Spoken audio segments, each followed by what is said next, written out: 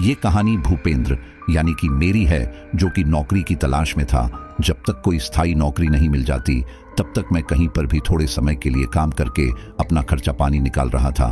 मैं कभी किसी पार्टी में वेटर का काम करता तो कहीं किसी दुकान पर। मैंने कई जगह नौकरी के लिए अप्लाई किया था, लेकिन मुझे नौकरी नहीं मिल रही थी। और इन्हीं सब के दौरान एक रात जब मैं एक पार्टी से काम करके लौट रहा था तो मुझे मेरी माँ का फोन आया कि वो आते समय थोड़ी दवाइयाँ लेकर आए, और इसीलिए मैं वहीं आसपास कोई मार्केट ढूंढने लगा। दवाई की दुकान ढूंढते हुए ही मेरी नज़र अचानक से एक बड़ी सी बिल्डिंग पर पड़ी जो कि थोड़ी अजीब लग रही थी। उस बिल्डिंग के आसपास कुछ दुकानें भी थी, लेकिन वे सारी दुकानें बंद हो चुकी थी। मैं इस जगह पर पहले कभी आया नहीं था और ये बिल्डिंग मुझे कुछ अजीब लग रही थी, इसलिए मैं उसके पास आकर उसे देखने लगा कि आखिर वो किस लिए बनी थी। लेकिन मुझे वहां कुछ नजर नहीं आया। ये देखकर मैं वहां से जाने के लिए मुड़ा, लेकिन तभी अचानक मेरे सामने एक रहस्यमयी आदमी आ गया। उस आदमी के हाथ में टॉर्च थी और इसी के साथ ही चेहरे पर बिल्कुल सपाट भाव थे। उस आदमी को देखकर मैं थोड़ा घबरा गया और 2 कदम पीछे हट गया, लेकिन तभी वह आदमी बोला, क्या तुम नौकरी के लिए आए हो? यह सुनकर मैं अब थोड़ा शांत हुआ और बोला, मैं वैसे तो यहां से गुजर रहा था, लेकिन फिर इस बिल्डिंग को देखकर रुक कर इसे देखने लगा। वैसे काम क्या होगा और तनख्वाह क्या होगी? यह सुनकर उस शख्स ने मुझे एक नजर घूरा और फिर कहा, तुम्हें इस बिल्डिंग के अंदर काम करना होगा। असल में बहुत पहले यह एक मूवी थिएटर हुआ करता था, लेकिन फिर बीच में इसे बंद करना पड़ा। लेकिन अब यह दोबारा से चलने वाला है और इस वजह से रात के शो के लिए हमें एक लड़के की जरूरत है जो कि रात का शो चलाएगा। यह सुनकर मैंने पूछा, ठीक है, कितने बजे का शो चलाना होगा? 9 बजे का। यह सुनकर वह आदमी बोला, इस थिएटर में 9 बजे के बाद भी काफी शो लगेंगे। तुम्हारी ड्यूटी 12 बजे से लेकर सुबह 5 बजे तक की होगी। अब तुम्हें कुछ घंटे की इस ड्यूटी के लगभग 40,000 रुपए मिलेंगे। 40,000 रुपए की रकम मेरे लिए काफी बड़ी थी। अब तक मैं सिर्फ छोटी मोटी नौकरियां कर रहा था, लेकिन अब मुझे आखिरकार एक परमानेंट नौकरी मिलने वाली थी जिसकी तनख्वाह भी काफी अच्छी थी, लेकिन टाइमिंग थोड़ी अजीब थी। लेकिन इतने पैसों के लिए मैं यह नौकरी करने के लिए तैयार हो गया। तब उस आदमी ने दोबारा कहा, ठीक है, तो कल से तुम रात 12 बजे आ जाना। यह बोलकर वह आदमी जाने ही वाला था कि तभी मैंने उससे पूछा, मैं यहाँ पर काम तो कर रहा हूँ, लेकिन मेरी समझ में यह नहीं आता कि 12 बजे के बाद यहाँ फिल्म देखने कौन आएगा, और अगर कोई नहीं आएगा तो फिर रील चलाने का फायदा क्या? यह सुनकर वह आदमी बोला, ऐसे बहुत से लोग हैं जिनको 12 बजे तक भी फिल्म देखने का समय नहीं मिलता, और ऐसे में यह टाइमिंग उन लोगों के लिए बिल्कुल सही है। अभी हमें अपना यह थिएटर 24 घंटे चलना है ताकि हमारी ज्यादा से ज्यादा कमाई हो, और चूंकि यह थिएटर अभी दोबारा से नया नया चलना शुरू हुआ है, इसलिए यहाँ पर तुम्हारे और मेरे अलावा और कोई नहीं होगा। लेकिन डरना मत, अगर तुमने अच्छे से काम किया तो तुम्हारी तनख्वाह भी बढ़ा दी जाएगी, क्योंकि यह सारा कुछ हम दोनों जो संभाल रहे हैं। यह सुनकर मैं इसके लिए मान गया और फिर मैं वहां से चला गया। अगले दिन मैं 12 बजे के आसपास दोबारा से वहां आया और उस हॉल के अंदर जाने लगा। मैं जब दरवाजा खोलकर अंदर गया तो मैंने देखा कि वहां पर दोनों तरफ लंबे लंबे गलियारे थे और सामने की तरफ ही टिकट काउंटर था, लेकिन उस टिकट काउंटर पर कोई भी नहीं था। मैं यहाँ तो आ गया था, लेकिन मुझे यह समझ नहीं आ रहा था कि आखिर मुझे यहाँ पर अब करना क्या है और कहाँ काम करना है। मैं इस बारे में पूछने के लिए उस आदमी को ढूंढने लगा, लेकिन तभी अचानक मेरे कंधे पर पीछे से किसी ने हाथ रखा। जब मैं मुड़ा तो मैंने देखा कि वह आदमी टॉर्च लेकर मेरे सामने खड़ा था। उसने मुझसे कहा, तुम थोड़ा लेट हो गए, 12 बजे का शो शुरू हो चुका है। तुम एक काम करो, पीछे एक कमरा है, वहां चलकर बैठो, मैं तुम्हें सारा काम समझाता हूं। इसके बाद मैं वहां से चला गया। मैं इस कमरे में बैठकर उस आदमी के आने का इंतजार कर रहा था। कुछ देर बाद वह आदमी वहां आया और बोला, तुम कल से इसी कमरे में काम करोगे, और हाँ, यहाँ पर कभी कभार डरावनी फिल्में भी लगती हैं, जिसकी वजह से वह डरावनी आवाजें इस कमरे में भी सुनाई देती है। तो डरना मत। इस कमरे में सामने जो मशीन है, तुम्हें उसके ऊपर ध्यान देना है। तुम्हें देखना है कि यह रील अच्छे से चले ताकि लोग आराम से यह फिल्म देख सके। अब तुम यहीं पर इसके ऊपर नजर रखो, मैं बाहर बाकी के काम संभाल लेता हूँ। इसके लिए मैं मान गया और फिर वह आदमी वहां से बाहर चला गया। मैं बहुत अच्छे से अपना काम करना चाहता था ताकि जल्दी मेरी तनख्वाह भी बढ़ जाए। मैं रील देख रहा था कि कुछ ही देर में इंटरवल हो गया और फिर मैंने ध्यान दिया कि बाहर की तरफ से कुछ लोगों की आवाज आ रही थी। जब से मैं इस बिल्डिंग में आया था तब से मैंने उस डरावने आदमी के अलावा और किसी को यहां नहीं देखा था। इस वजह से मेरी इच्छा हो रही थी बाहर जाकर देखने की, लेकिन फिर मैंने सोचा कि कहीं मेरी नौकरी ना चली जाए। यही सोचकर मैं उसी कमरे में रहा। बीच बीच में मुझे लोगों के बाहर जाने और अंदर आने की आवाजें आती, जिससे मैं खुश था कि चलो मैं यहाँ अकेला नहीं था। सुबह 5 बजे जब मैं उस कमरे से बाहर आया तो मैंने देखा कि वहां पर कोई भी नहीं था, यहाँ तक कि वो आदमी भी नहीं। मैंने उसे आसपास ढूंढा लेकिन वो मुझे नहीं मिला। तब मैंने सोचा कि हो ना हो वो अपने घर चला गया होगा, क्योंकि वैसे भी घर जाने का समय हो गया था। पूरी रात रील चलाकर मैं काफी थक गया था, मुझे थकान हो गई थी। मैंने अपनी साइकिल निकाली और आगे की तरफ बढ़ने लगा। कुछ आगे चलकर मैंने देखा कि एक चाय वाला अपनी दुकान खोल रहा था। मुझे काफी नींद आ रही थी और थकान भी काफी लगी हुई थी, इसलिए मैंने वहां रुककर 1 कप चाय पीने का सोचा। मैं वहीं रुककर चाय पीने लगा। चाय पीते पीते चाय वाले भैया ने मुझसे कहा, वैसे आप हो कौन? मैंने आपको इस एरिया में पहले तो कभी नहीं देखा। यह सुनकर मैंने कहा, हाँ, कल ही यहाँ पर एक जगह पर मैंने काम करना शुरू किया है। मेरी नाइट शिफ्ट है, इसी वजह से इस समय पूरी रात यहाँ काम करके बस घर ही जा रहा था। लेकिन रात भर काम करने की वजह से मुझे काफी थकान हो गई थी और अब नींद भी काफी आ रही थी, इसलिए मैंने सोचा कि रुककर 1 कप चाय पी ली जाए। इतनी सुबह सुबह वहां पर कोई भी नहीं था, जिस वजह से वे चाय वाले भैया भी बोर हो रहे थे और इसलिए वो मुझसे बातें करने लगे। कुछ देर बाद जब मेरी चाय खत्म हो गई तो मैंने चाय के पैसे दिए और वापस घर की ओर बढ़ गया। मेरा नौकरी का पहला दिन बहुत अच्छे से निकल गया था और मुझे इस बात की काफी खुशी थी और अब मैं बस इस चीज का इंतजार कर रहा था कि कब यह पूरा महीना निकले और मैं अपनी तनख्वाह लूं। अब यह हर रोज होने लगा था। मैं रोज रात को वहां नाइट शिफ्ट करके उन चाय वाले भैया के पास चाय पीकर घर जाता है। उन्होंने मुझे बताया कि उनका नाम संजय है और वो अपनी पत्नी और बच्चों के साथ काफी खुश हैं, लेकिन काम की वजह से उन्हें बच्चों को घुमाने का समय नहीं मिल पाता। इसी दौरान एक दिन बातों ही बातों में वो चाय वाले संजय भैया बोले, वैसे भैया यहाँ से थोड़े ही आगे एक फिल्म थिएटर है जो कि बंद पड़ा है। वह बिल्डिंग भी अपने आप में काफी अलग कहानी लेकर बैठी हुई है। एक समय हुआ करता था जब उस सिनेमा हॉल के बाहर इतनी भीड़ लगती थी कि वहां पर टिकट ब्लैक होती थी, लेकिन आज देखो वो बिल्डिंग एकदम वीरान पड़ी हुई है। ये सुनकर तो मेरा माथा चकरा गया, क्योंकि मैंने इस एरिया में पीछे की तरफ सिर्फ एक ही मूवी थिएटर देखा था और यह वही था जिसमें मैं अभी नाइट शिफ्ट कर रहा था। इसलिए मेरी यह सब जानने में दिलचस्पी और बढ़ गई और मैंने पूछा, वह थिएटर वीरान पड़ा है, लेकिन कैसे? तब वह चाय वाला बोला, माना जाता है कि 2012 में वहां भयानक आग लग गई थी, जिसके बाद यह थिएटर बंद करना पड़ा। आज भी इस थिएटर के अंदर वह गंदे सोफे और सब कुछ अभी भी वैसा का वैसा ही रखा हुआ है। यकीन नहीं होता, कभी जहां पर इतनी भीड़ हुआ करती थी, आज वहां पर कोई जाना भी नहीं चाहता।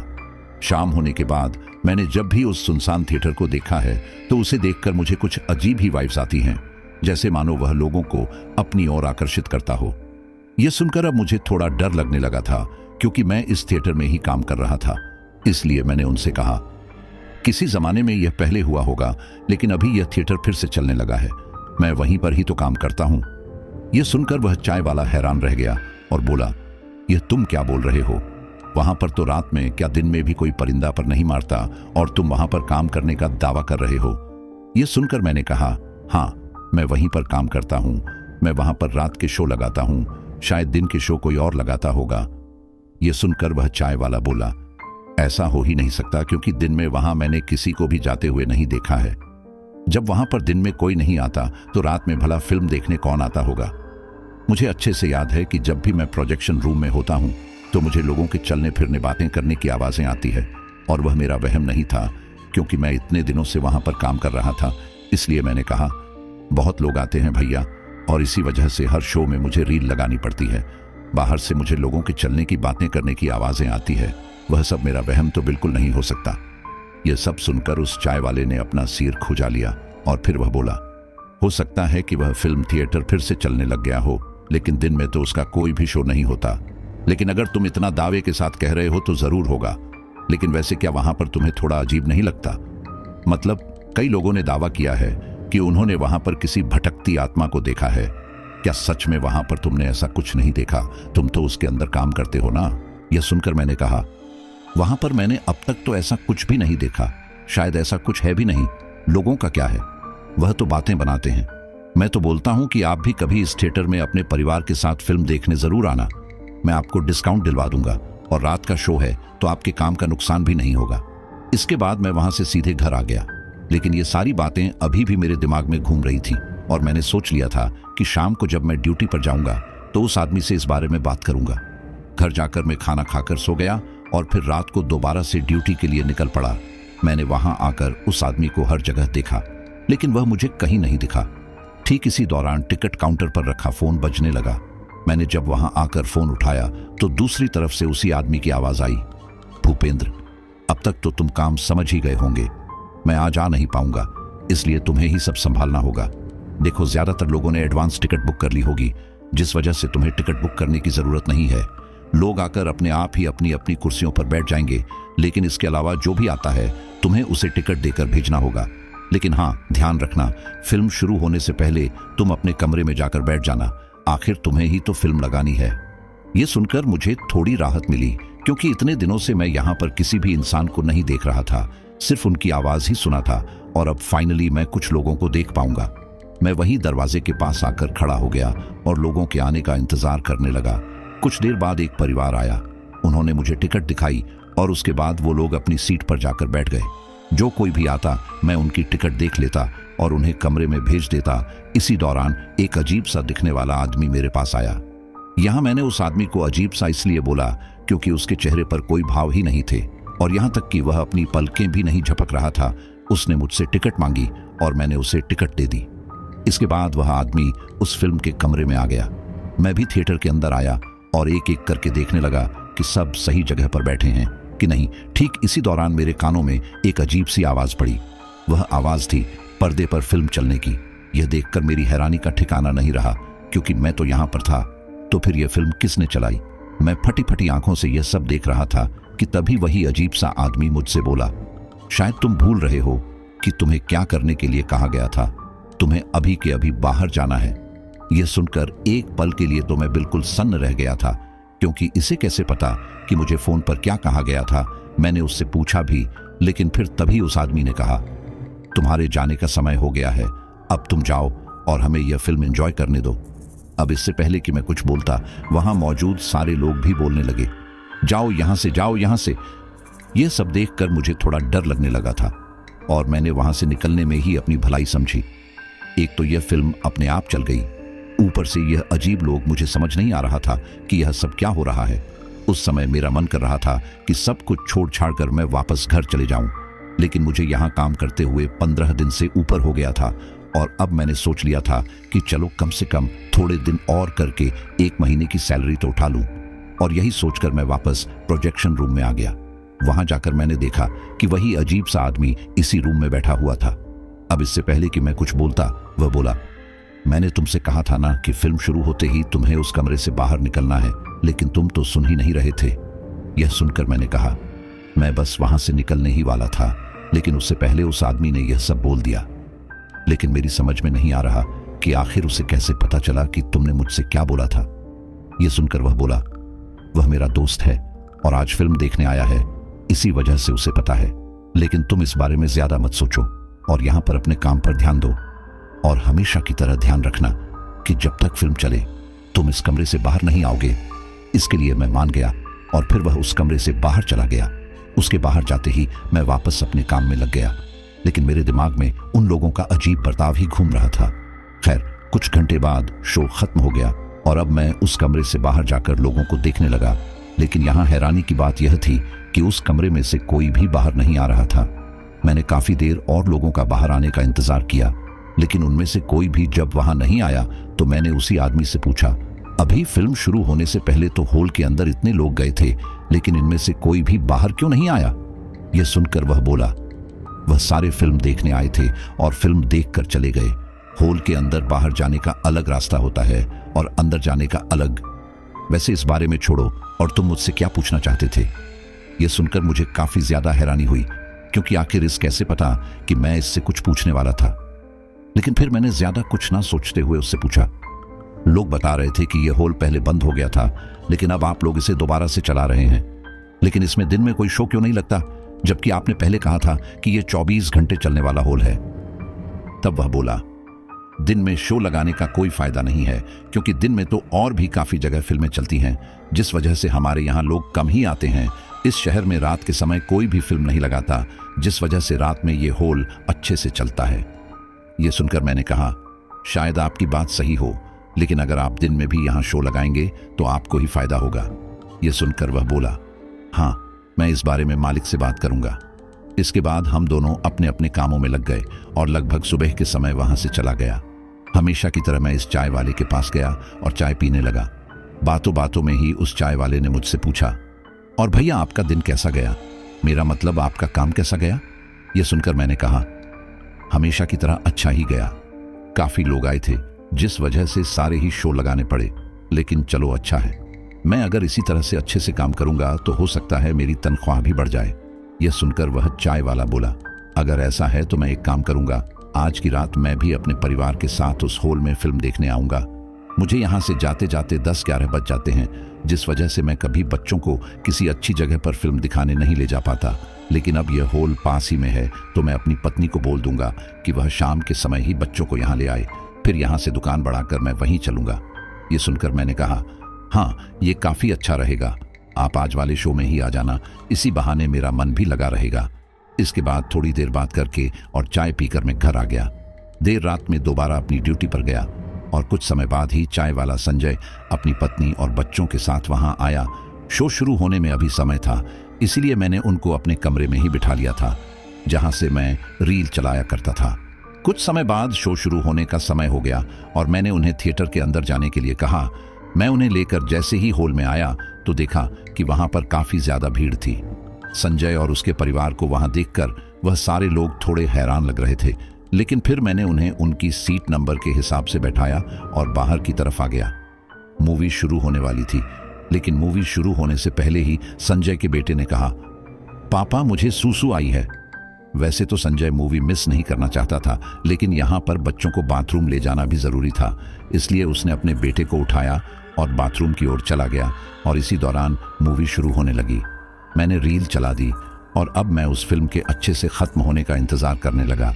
इसी दौरान मैं भी बाथरूम जाने के लिए गया और वहीं पर मुझे संजय और उसका बेटा मिल गया। जब तक उसका बेटा बाथरूम के अंदर था तब संजय बोला, यहाँ पर आकर तो पत्नी और बच्चे काफी खुश हैं। सच में इस जगह के बारे में लोग फालतू की अफवाह फैलाते हैं। ये इतना अच्छा तो हॉल है, मैं तो कहता हूँ कि इसके मालिक को इसे दिन में भी चलाना चाहिए, खूब चल पड़ेगा, क्योंकि यहाँ आसपास फिलहाल कोई हॉल है भी नहीं। ये सुनकर मैंने कहा, अरे यही तो मैं भी उन्हें बोल रहा हूँ, लेकिन वह सुने तब ना। लेकिन चलो छोड़ो, जिसे जो करना है करो, अपने को तो पैसों से मतलब है, अपने को काम का पैसा तो मिल ही रहा है।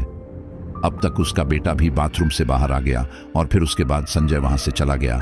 मैं भी बाथरूम जाकर वापस अपने कमरे की ओर बढ़ने लगा, लेकिन ठीक इसी दौरान संजय अपने बेटे के साथ भागते हुए मेरे पास आया और बोला, भूपेंद्र भाई, पता नहीं यहाँ पर क्या हो गया है, मेरी पत्नी और बच्ची मिल ही नहीं रही हैं।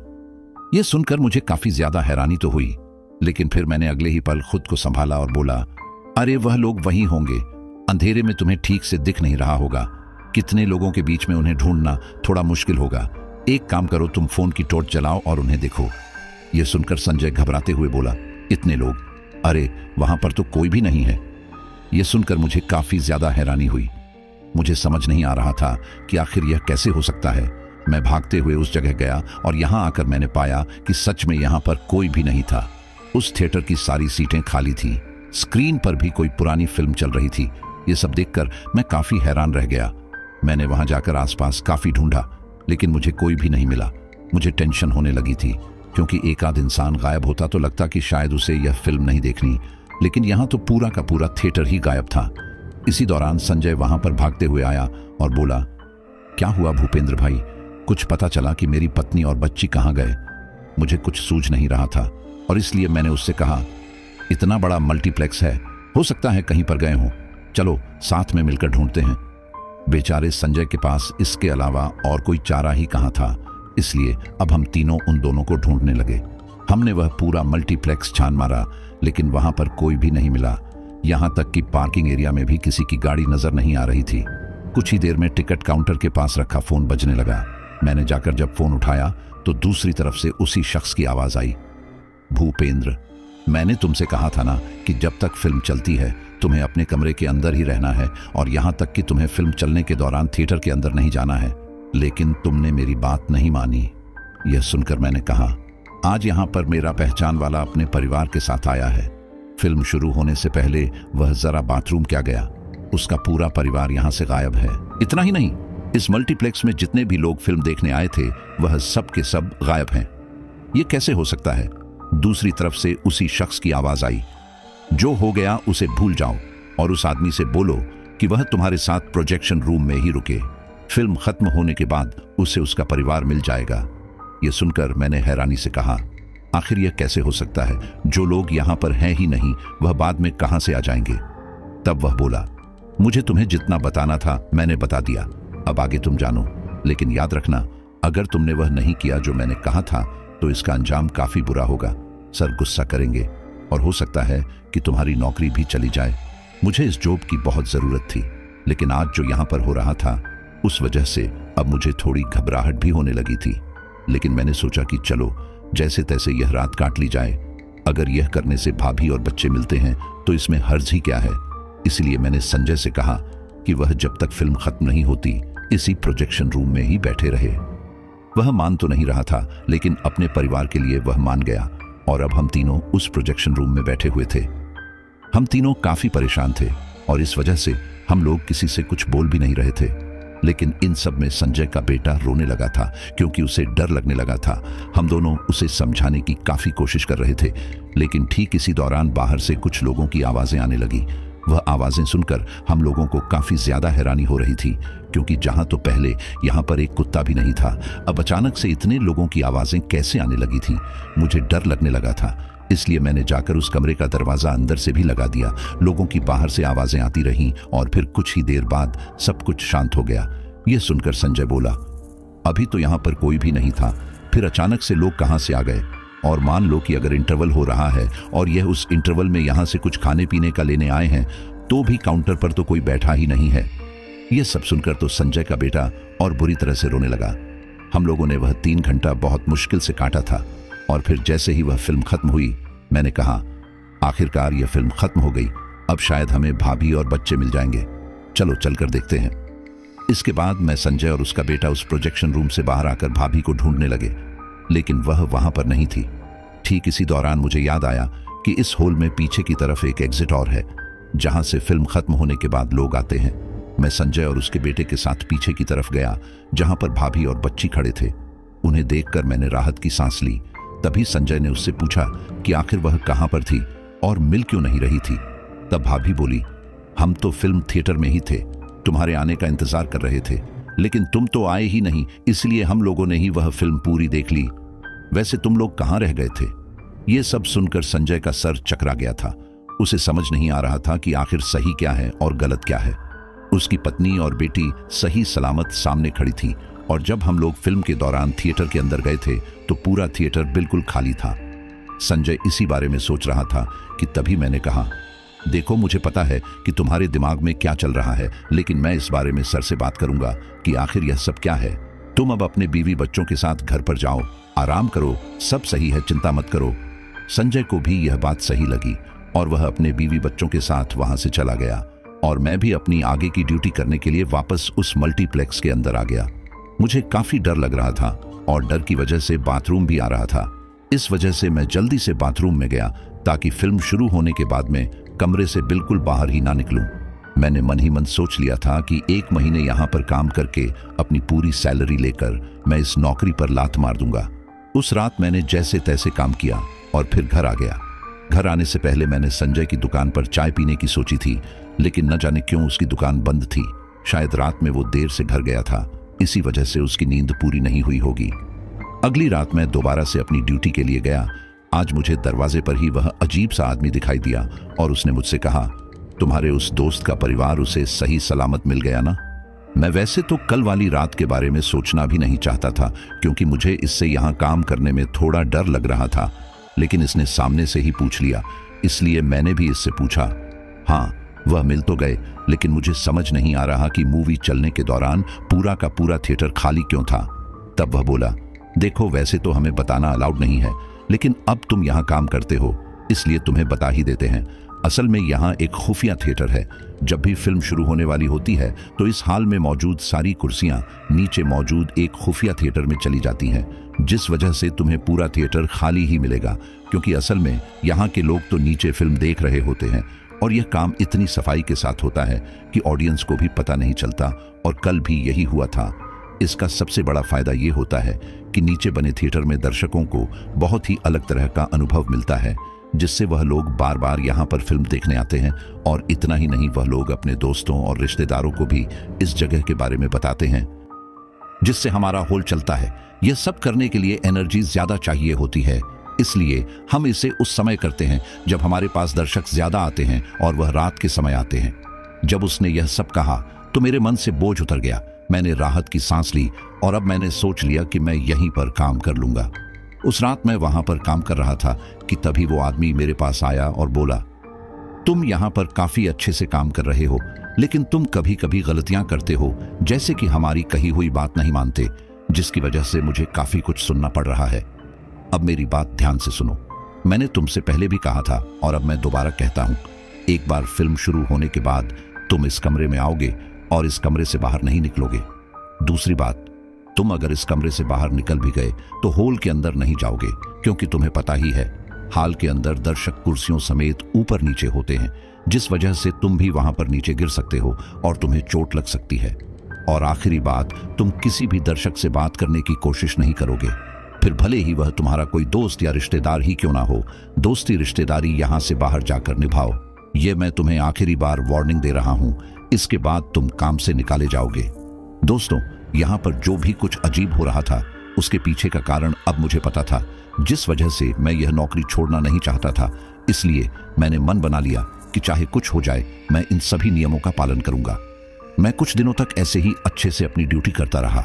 मैं घर से यहाँ आता और यहाँ से घर, बस मैं यही कर रहा था। लेकिन यहाँ पर एक बात मुझे काफी अजीब लगी, और वह यह कि संजय की दुकान जो अक्सर सुबह के समय खुल जाती थी, वह अब मुझे बंद ही मिलती थी। इसी तरह से 8-10 दिन हो गए, लेकिन संजय की दुकान मैंने कभी खुली नहीं देखी। यहाँ तक कि मैंने संजय की दुकान पर 1 घंटे इंतजार करके भी देखा, लेकिन संजय नहीं आया। मुझे लगा कि क्या पता संजय ने अब इतनी सुबह दुकान खोलना बंद कर दिया हो। इसी वजह से मैं अब शाम के समय लगभग 7 या 8 बजे यहाँ आने के लिए निकला, लेकिन संजय की दुकान बंद ही थी। अब मुझे थोड़ी गड़बड़ लगने लगी थी, क्योंकि संजय रोज कुआं खोदकर पानी पीने वाला इंसान था। उसके पास इतना पैसा नहीं था कि इतने दिन तक छुट्टी ले सके। इसलिए उसकी बंद दुकान का कारण जानने के लिए मैंने उसके घर जाने का सोचा। मैंने उसकी दुकान के आसपास की दुकान वालों से संजय के बारे में पूछा। तभी मुझे एक दुकान वाले ने बताया कि संजय इस इलाके में पीछे की तरफ एक मकान में रहता है। उस दिन मैं यहाँ पर 7 बजे ही आ गया था, इसलिए मेरे पास अभी ड्यूटी से पहले का काफी समय था। मैं संजय के घर गया और वहां जाकर मैंने देखा कि संजय काफी ज्यादा बीमार है। उसके पास उसका बेटा बैठा हुआ है, जो कि थोड़ा घबराया हुआ लग रहा है। वहीं उसकी पत्नी और बेटी को तो मानो कोई फर्क ही नहीं पड़ रहा था। मैं संजय के पास आया और उससे पूछा, क्या हुआ भाई तुम्हें? तुम अचानक से इतने बीमार कैसे हो गए? काफी दिनों से देख रहा था कि तुम्हारी दुकान बंद थी, इसलिए रहा नहीं गया और तुम्हारा हाल चाल लेने आ गया। यह सुनकर संजय बोला, पता नहीं भाई क्या हो गया है मुझे। जब से उस हॉल से फिल्म देख कर आए हैं, तब से मेरे शरीर में एक अजीब सी कमजोरी है। और इतना ही नहीं, मेरी पत्नी और बेटी का व्यवहार भी आजकल काफी अजीब हो गया है।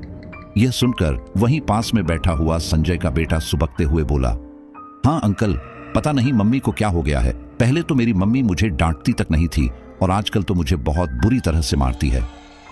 मैंने जब उसके चेहरे की तरफ देखा तो मैंने पाया कि उसके गालों पर उंगलियों के निशान थे। इतना ही नहीं, उसके चेहरे पर भी चोट के काफी निशान थे। ये देखकर अब मैं कुछ बोलता, उससे पहले ही उसकी पत्नी वहां आ गई और बोली, और क्या करूं भाई साहब, मैं उनकी तबीयत सही नहीं है, इस वजह से घर की सारी जिम्मेदारी मेरे ऊपर आ गई है। ऐसे में कमाना और बच्चों को संभालना कभी कभी मुश्किल हो जाता है, जिस वजह से मैं चिड़चिड़ी हो जाती हूँ। मुझे इसके लिए बुरा लगता है, लेकिन मैं क्या करूं, मैं काफी मानसिक तनाव में हूं। मुझे समझ आ रहा था कि भाभी के ऊपर क्या बीत रही है। एक तो उन्हें उनके पति की चिंता, ऊपर से घर की, उस वजह से हो सकता है कभी कभी बच्चों के ऊपर इसका गुस्सा निकल जाता हो। इसलिए मैंने कहा, भाभी तुम चिंता मत करो, सब सही हो जाएगा। मैं ज्यादा कुछ तो नहीं कर पाऊंगा, लेकिन ये 2000 रुपए आप रख लो, घर चलाने के काम आएंगे। संजय ने इसके लिए मना किया तो मैंने कह दिया कि कोई बात नहीं भाई, जब तुम ठीक होकर दुकान खोलने लगोगे तो मुझे फ्री में चाय पिला देना। कुछ देर वहां रुककर मैं वापस काम पर आ गया। अभी फिल्म शुरू होने में समय था, इसलिए मैं टिकट काउंटर पर ही बैठा हुआ था, क्योंकि टिकट काउंटर पर भी कोई नहीं होता था। इसी दौरान 11:30 बजे के आसपास संजय की पत्नी अपनी बेटी के साथ वहां आई। उन्हें वहां देखकर मुझे लगा कि शायद उन्हें कोई मदद चाहिए होगी, इसलिए वह वहां आई है। लेकिन फिर अगले ही पल उन्होंने मुझसे फिल्म की 2 टिकट मांगी। यह सुनकर मेरा मुंह हैरानी से खुला का खुला रह गया था, क्योंकि यहाँ उनके पति की तबीयत इतनी खराब थी। ये लोग पैसे पैसे को मोहताज थे और अभी ये यहाँ फिल्म देखने आ गए। यही सोचकर मैंने उनसे कहा, भाभी, अभी तो आप इतनी परेशान थी, बोल रही थी कि घर चलाने में मुश्किल हो रही है और संजय ठीक नहीं हो रहा, और अब आप यहाँ फिल्म देखने आ गई। यह सुनकर भाभी ने मुझे एक नजर घूरा और कहा, तुम्हें इससे क्या मतलब? तुम्हारा काम है यहाँ पर मुझे टिकट देना, वह दो और अपने काम से काम रखो। यह सुनकर मैं चुप हो गया। अब ये उनका अपना मामला था, इसलिए मैंने ज्यादा कुछ नहीं कहा। मैंने उन्हें टिकट दी और उन्हें जाता देखता रहा। हमेशा की तरह इस बार भी मैंने पूरी रात वहां काटी और घर आ गया। अगले ही दिन में दोबारा से संजय के घर गया और उससे कहा, पता नहीं भाभी, कल बड़ा अजीब व्यवहार कर रही थी। मतलब यहां पर तो ऐसे बोल रही थी जैसे उन्हें तेरी कितनी परवाह है, लेकिन वहां पर फिल्म देखने आ गई। यह सुनकर संजय बोला, अरे यार, मैं क्या बताऊं, जब से यह उस फिल्म थिएटर से आई है तब से बहुत अजीब तरह की हरकतें कर रही है। पूजा पाठ नहीं करती, पूरे दिन पड़ोसियों से लड़ती फिरती है, लड़के को भी बिना बात के पीटती रहती है, और तो और शराब और मीट मछली भी लगभग हर रोज खाती है। यह सुनकर मुझे काफी ज्यादा हैरानी हुई, क्योंकि जहां तक मुझे पता था उसकी पत्नी काफी सुलझी हुई महिला थी। वह तो कम में भी घर चलाने वाली महिला थी, और आज मैं उनके बारे में यह सब सुन रहा था। लेकिन फिर तभी मेरे दिमाग में आया कि आखिर यह सब अचानक से ही क्यों होने लगा है। और यही सोचकर मैंने संजय से कहा, यार बुरा मत मानना, लेकिन तू अपनी पत्नी को किसी बाबा को दिखा हो सकता है कि किसी ने उनके ऊपर कुछ कर दिया हो। यह सुनकर संजय बोला, लग तो मुझे भी यही रहा है, लेकिन मैं फिलहाल जिस कंडीशन में हूं उसमें मैं किसी बाबा के पास कैसे जा सकता हूं, इसलिए मेरा एक काम करो, तुम ही किसी को ढूंढ दोगे। उस समय मुझे ऐसा लग रहा था जैसे यह मुसीबत मेरी वजह से आई है, और इसलिए मैं इसके लिए फौरन मान गया। मैंने अपने घर वालों से किसी बाबा के बारे में पूछा, और तब मेरे एक दूर के रिश्तेदार ने एक बाबा के बारे में बताया। मैंने उन्हें अगले दिन संजय के घर पर बुला लिया। जब वो बाबा मेरे साथ संजय के घर आए तो उसे देखकर संजय की पत्नी को थोड़ा गुस्सा आ गया, और उसने संजय को पीटते हुए कहा, अभी के अभी इसे यहां से दफा करो, वरना मुझसे बुरा कोई नहीं होगा। ये सब देखकर उस बाबा ने मेरी ओर देखा और कहा, शायद मुझे तुम्हें कुछ बताने की जरूरत नहीं है। देखो, इसका उतारा तो मैं कर दूंगा, लेकिन इसके लिए 10,000 रुपए लगेगा। ये रकम संजय के लिए काफी बड़ी थी, लेकिन क्या करता, परिवार के लिए देने को मान गया।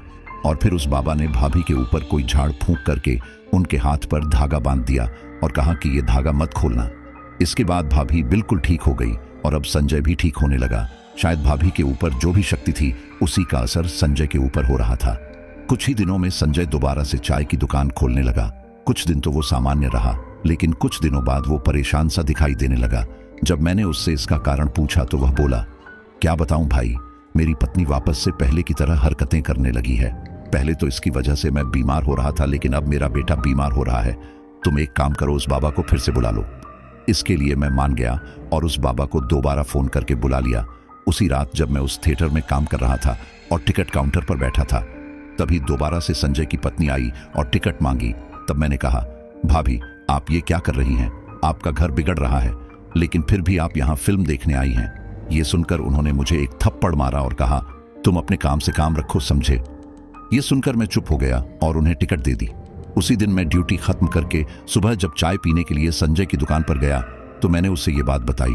तब वह बोला, पता नहीं इसे हो क्या गया है, हर बार वहीं जाती है, वो हर रात ही ऐसे गायब रहती है। वो जरूर यहीं पर फिल्म देखने आती होगी, लेकिन तुम प्रोजेक्शन रूम में ही रहते हो, इसलिए तुमने उसे रोज नहीं देखा। ये सुनकर मुझे यकीन नहीं हो रहा था कि ये भाभी अचानक से सिनेमा लवर कैसे बन गई।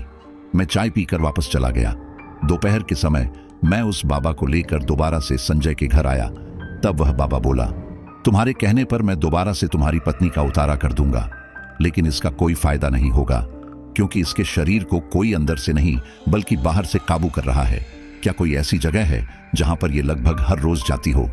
तब हमें याद आया कि कैसे भाभी हर रोज फिल्म देखने जाती हैं, और यही सोचकर मैंने पूछा, अगर जाती भी हैं तो हमें अब क्या करना चाहिए? तब वह बोला, तुम्हें भी वहां जाना होगा, और वहां जाकर तुम्हें एक साधना करनी होगी। इसके बाद वे शक्ति से छोड़ देंगी, और इतना ही नहीं, बल्कि अगर उनकी इच्छा होगी तो यहां से मुक्त भी हो सकती है। लेकिन हाँ, ये बात याद रखना, उस जगह पर ये साधना वही लोग जाकर करें जो कि वहां जा चुके हैं, क्योंकि उस भटकती आत्मा के लिए वो लोग जानकार होंगे तो वो ज्यादा आक्रामक नहीं होएंगे। अगर कोई बिना जानकार इंसान वहां गया तो पता नहीं उसके साथ क्या हो। अब हमें समझते देर न लगी कि वो पूरा होल भूतिया है और अगर हमें भाभी को बचाना है तो ये करना ही होगा। मैं इन सब में फंसना नहीं चाहता था, लेकिन क्या करता, मेरी वजह से भाभी इसमें फंस चुकी थी और एक मैं ही था जो वहां पर हर रोज आता जाता था। इसलिए मैंने और संजय ने ये करने का सोचा। तब उस बाबा ने कहा, वैसे तो वो सब तुम लोगों को नुकसान नहीं पहुंचाएंगे, लेकिन वो साधना करते समय जब तुम लोग अपने चरम पर पहुंच जाओगे तब वो शक्ति तुम्हें रोकने के लिए किसी भी हद तक जा सकती है। इसलिए मैं तुम्हें ये रुद्राक्ष की माला भी दे रहा हूं। तुम्हें इसे गले से उतारना नहीं है। इस माला के प्रभाव से वो बुरी शक्ति तुम्हें सिर्फ परेशान करने की ही कोशिश कर पाएगी, लेकिन तुम्हें कोई नुकसान नहीं पहुंचा पाएंगी।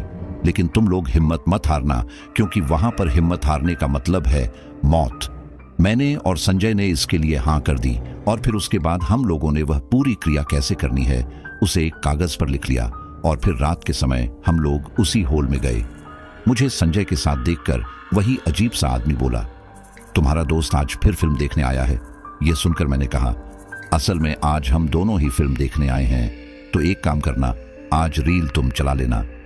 यह सुनकर उस आदमी ने मुझे घूरा और कहा, यह तुम सही नहीं कर रहे हो। तुम यहां पर काम करते हो और आज तुम छुट्टी ले रहे हो। चलो कोई बात नहीं। इसके बाद उसने मुझे और संजय को टिकट दी और फिर हम दोनों होल के अंदर बढ़ गए। लेकिन तभी उस आदमी ने मुझे पीछे से आवाज दी, भूपेंद्र जरा रुको, मैंने तुम्हारे घर पर एक पार्सल भिजवाया है, वह तुम्हें मिल गया है ना? दोस्तों, मेरे पास अभी तक कोई भी पार्सल नहीं आया था, इसलिए मैंने इसके लिए मना कर दिया और हम लोग वापस से होल के अंदर बढ़ गए। वहां जाकर हमने देखा कि वहां बैठे सारे लोग हमें बहुत अजीब ढंग से घूर रहे थे, लेकिन क्योंकि हमारे पास टिकट था इसलिए वह लोग शांत थे। यह सब देखकर संजय मुझसे फुसफुसाते हुए बोला, यह लोग सच में कितने अजीब लोग हैं। मुझे लग नहीं रहा कि यह लोग इंसान है। देखो तो कैसे घूर रहे हैं, और अगर कोई नॉर्मल इंसान फिल्म देखने आता है तो आपस में थोड़ी बात तो करता है, लेकिन यह लोग एकदम शांति से बैठे हुए हैं। मुझे काफी ज्यादा डर लग रहा था और ऊपर से संजय ऐसे बोल रहा था, इसलिए मैंने कहा, अरे यह लोग इंसान नहीं भूत होंगे, लेकिन प्लीज आप ये सब बोलो मत।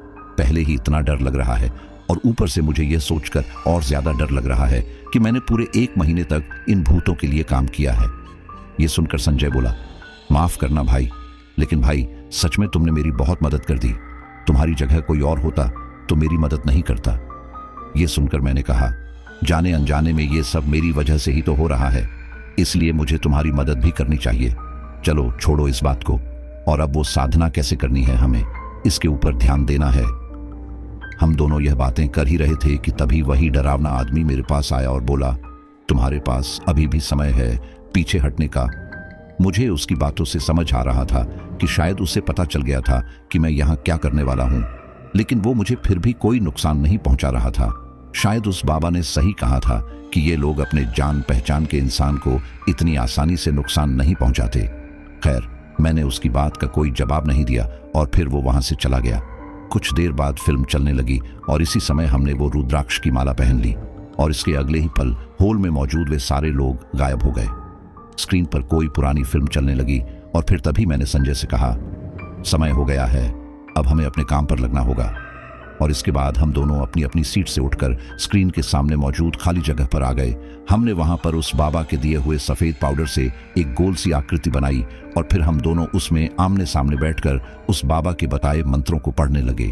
जब हमें लगभग आधा घंटा ये करते हुए हो गया तो हमारे आसपास उस होल में फिल्म देखने आए लोग और वही अजीब सा आदमी आ गया और तभी वह आदमी बोला, भूपेंद्र अभी के अभी ये सब बंद करो वरना अंजाम बुरा होगा। लेकिन हमने उसकी बात का कोई जवाब नहीं दिया और ऐसे ही मंत्र बोलते रहे। इसके बाद वहां मौजूद सारी कुर्सियां हवा में उड़ने लगी। वे सारी कुर्सियां हमारे इर्द गिर्द ही हवा में तैर रही थी कि तभी एकदम से एक कुर्सी मेरे बिल्कुल सामने आकर मुझसे टकराने ही वाली थी कि तभी वो कुर्सी अचानक से नीचे गिर पड़ी। दोस्तों, अगर हमने वो रुद्राक्ष की माला और वो घेरा नहीं बनाया होता तो वो कुर्सी मुझसे टकरा सकती थी, लेकिन मेरे साथ ऐसा कुछ भी नहीं हुआ। इससे मेरा मनोबल बढ़ा और फिर मैं मंत्रोच्चारण करता रहा, लेकिन वे शक्तियां इतनी आसानी से मुझे यह सब करने नहीं दे सकती थी। इसलिए अब उस होल के पर्दे पर चलने वाली फिल्म से बहुत अजीब सी रोशनी निकलकर मेरे और संजय के चेहरे पर पड़ने लगी। वह रोशनी इतनी ज्यादा तेज थी कि आंखें खुली रखना भी मुश्किल था। इन सब से परेशान होकर हम दोनों ने सोच लिया कि अब हम अपनी आंखें बंद करके मंत्र पढ़ते रहेंगे, और यही हमने किया।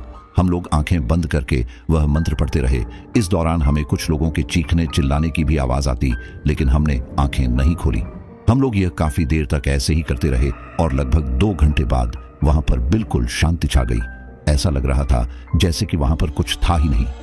हमने जब अपनी आंखें खोली तो देखा कि सच में वहां पर कोई भी नहीं था, और सबसे बड़ी हैरानी की बात यह थी कि उस हाल की सारी कुर्सियां बहुत पुरानी लग रही थीं, और इतना ही नहीं, कई सामान तो जगह जगह से जला हुआ भी लग रहा था। हम दोनों हैरानी से यह सब देखते हुए जब बाहर की तरफ आए, जहां पर पहले वहां पर रखा सारा सामान एकदम साफ सुथरा और नया था, लेकिन अब वहां पर बिल्कुल पुराने और जले हुए सामान रखे हुए थे। यह देखकर संजय बोला, लगता है कि अब सब सही हो गया है, चलो अब घर चलते हैं। इसके बाद हम दोनों वापस अपने अपने घर चले गए। जब मैं अगले दिन संजय के घर गया था, मैंने देखा कि उसकी पत्नी अब बिल्कुल ठीक थी। मेरी नौकरी तो जा चुकी थी, लेकिन मुझे इस बात की खुशी है कि कम से कम उन लोगों की जिंदगी तो बच गई। मैंने संजय की मदद की थी, इसलिए संजय मेरा एहसानमंद है और हमारी दोस्ती आज भी है। लेकिन दोस्तों, यहाँ पर एक अजीब बात यह हुई कि एक दिन मेरे घर पर एक पार्सल आया, और उस पार्सल के अंदर एक सोने का टुकड़ा था, और इसी के साथ साथ एक चिट्ठी भी थी जिसमें लिखा था, तुमने अपना काम पूरे महीने बहुत अच्छे से पूरा किया और यह रहा उसका इनाम। मुझे समझ आ चुका था कि यह सोना उन आत्माओं ने भेजा है। उस पार्सल में भेजने वाले का नाम और पता नहीं था। मैं संजय की मदद से उस सोने को बेचकर एक छोटी मोटी दुकान खोल ली, और आजकल मैं वही दुकान चला रहा हूँ। लेकिन आज भी मुझे यह समझ नहीं आ रहा कि आखिर उस भूतिया होल में मौजूद आत्माओं का मकसद क्या था। साथियों, अगर आप भी ऐसी समस्या में हैं, मान लो पैसे नहीं कमा पा रहे हैं, तो जिस भी जगह पर काम करने जाओ तो ऐसे ही अचानक वहां पर काम पर मत लगा जाना। यहाँ पर तो भूपेंद्र की न जाने कैसे जान बच गई, वरना ऐसी भयानक आत्माएं जो इतनी समय से आग में जली हुई तड़प रही है, वह किसी को जिंदा नहीं छोड़ती। तो केवल पैसों के लालच में अंधे होकर कोई भी ऐसा काम मत करने लग जाना जिसमें आपकी जान पर बने। और दूसरी बात, कोई इल्लीगल काम मत करना कि केवल पैसों के लिए अपने ईमान और इज्जत दोनों को बेच दो। पैसा तो ऐसा है कि आता और जाता रहता है, लेकिन जो आपकी इज्जत है, जो आपके वसूल है, वह जीवन भर आपके साथ टिके रहते हैं। उम्मीद करता हूं कि आपको स्टोरी काफी अच्छी लगी होगी, और मुझे बताइए कि क्या आज कोई नए साथी इस स्टोरी को पहली बार सुनने के लिए चैनल पर आए हैं। तो साथियों, आप चैनल को सब्सक्राइब करके हमारी इस हॉरर वाली फीमेल का हिस्सा बन जाए, क्योंकि हम हर रोज आपके लिए ऐसे ही स्टोरी लेकर आते रहते हैं।